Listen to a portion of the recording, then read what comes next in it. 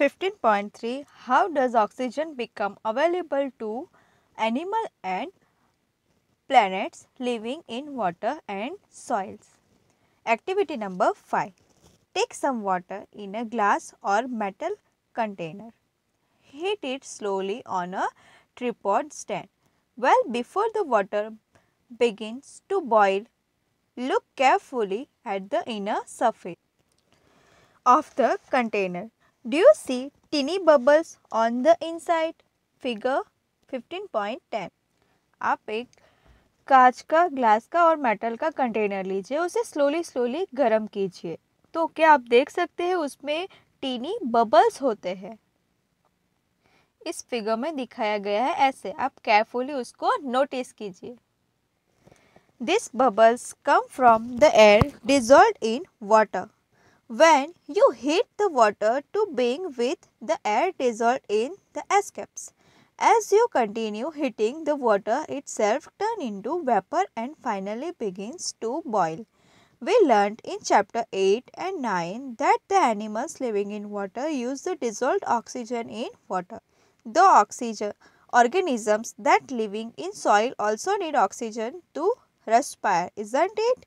How do they get the air they need for respiration?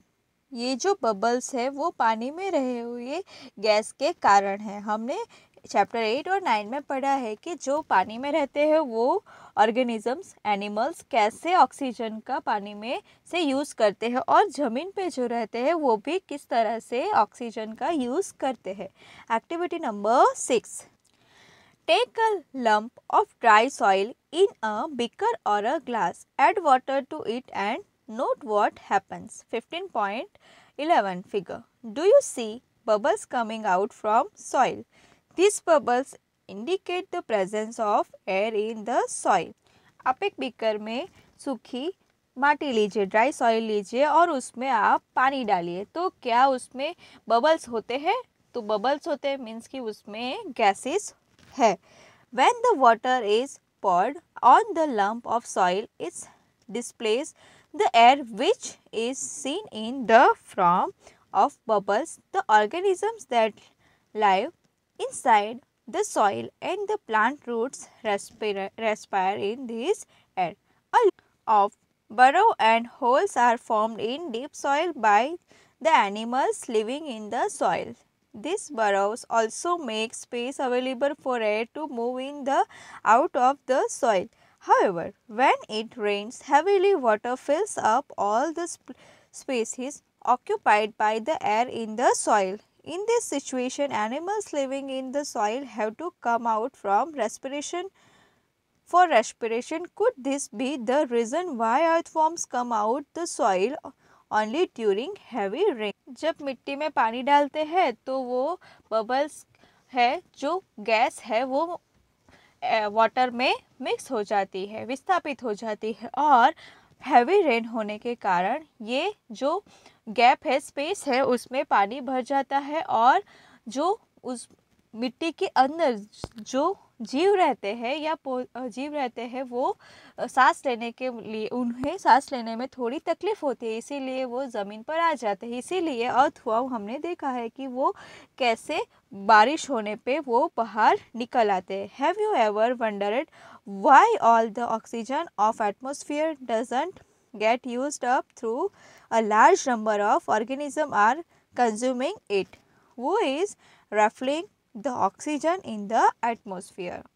क्या आप सोचते हैं कि हम कई सारे जीव हैं जो ऑक्सीजन का यूज़ करते हैं फिर भी ऑक्सीजन की कमी नहीं होती है? क्या आपने सोचा है? 15.4 How is the oxygen in the atmosphere replaced? In chapter 7, we read about photosynthesis. In the process, plants make their own food and oxygen is produced along with it. Plants also consume oxygen for respiration, but they produce more of it than they consume. That is why we say plants produce oxygen. हमने chapter number 7 में पढ़ा है कि plants कैसे oxygen का use करके oxygen हमें प्रदान करते हैं। तो वो कई कम मात्रा में ऑक्सीजन श्वसन के लिए यूज़ करते हैं और कई सारा ऑक्सीजन वो हमें प्रदान करते हैं। It is obvious that animals cannot live without plants. The balance of oxygen and carbon dioxide in the atmosphere maintained through respiration in plants and animals and by the photosynthesis in plant. They show the independence of plants and animals. We can now appreciate how important air is for life on earth. Are there any other uses of air? Have you heard about a windmill? Look at figure point 12. 15.12. हम easily अब सोच सकते हैं कि पौधों के बिना जीवन अशक्य है। हम एनिमल्स और पौधे दोनों मिलकर फोटोसिंथेसिस जो प्लांट करते हैं उसमें हेल्प करते हैं और इजीली ऑक्सीजन हमें अवेलेबल हो सकती है। क्या आपने महसूस किया कि एयर जो हमें और भी कई तरह से हेल्प करती है, उनका इम्पोर्टेंस क्या है हमारे लाइफ में? इस फिगर में आप देख सकते हैं जो पवन चक्की कहते हैं हम, उसको आपने क्या देखा है, सुना है उसके बारे में? The wind makes the windmill rotate. The windmill is used to draw water from tube wells and to run flour mills.